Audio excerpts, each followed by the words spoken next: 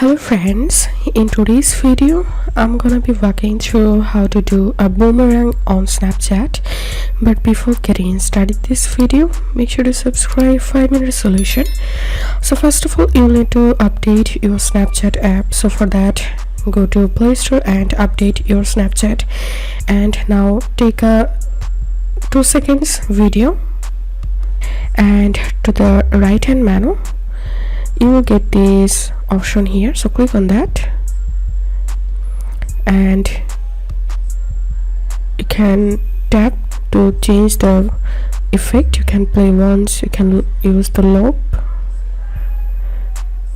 and that's how you can do a boomerang on Snapchat.